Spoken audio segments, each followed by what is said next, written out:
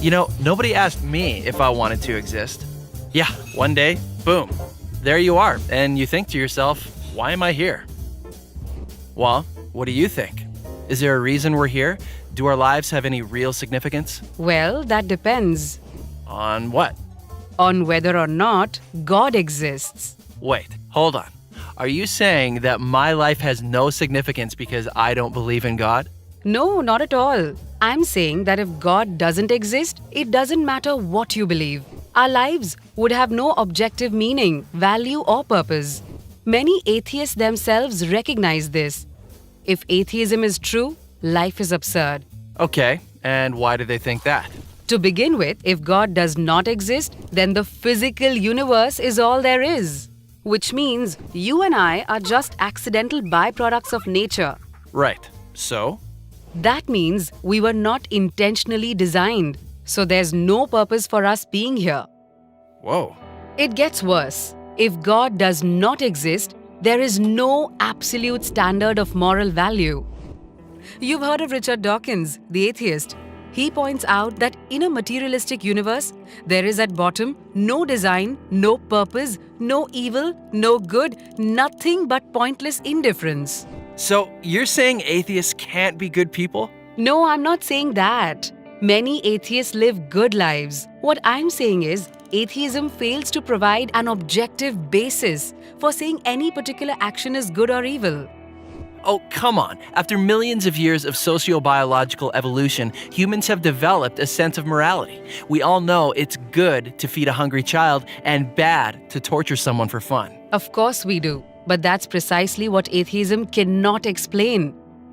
If there's no God, then what we consider right or wrong is nothing more than an accident of evolution or a human social convention. So what? I'm good with that. Really? Evolution implies survival of the fittest, not morality. And social convention means that racism, intolerance, and cruelty are not really wrong. They just happen to be unpopular. Okay, so atheists need to come up with some objective standard for rights and wrongs. How about this?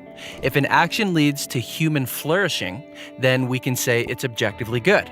And if it doesn't, it's objectively evil. But why think that human flourishing is good? Aren't you being species-centric? Why not refer instead to the flourishing of rats or cabbages? Well, And who gets to decide what contributes to human flourishing? Hitler was convinced killing millions of Jews would promote human flourishing. And Margaret Sanger thought forcing poor people to be sterilized would lead to human flourishing. As Kai Nielsen points out, pure practical reason will not take you to morality. So if atheism is true, there is no legitimate basis for saying that behaving one way is worse than behaving any other way. So it really doesn't matter how you live your life. Your day-to-day choices are meaningless. that's depressing. So if there's no God, what happens when you die? Well, nothing. You simply cease to exist. Right. So one person lives a kind, generous, thoughtful life. Another lives a horrible, violent, selfish life. It doesn't matter. In both cases, the outcome is the same: nothingness. So how can their life choices have any objective meaning?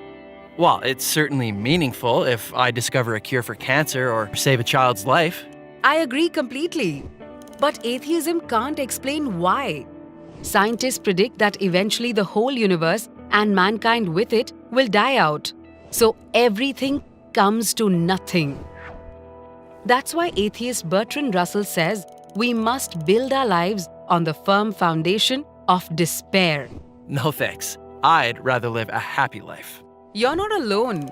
Every atheist has to choose between being happy or being consistent.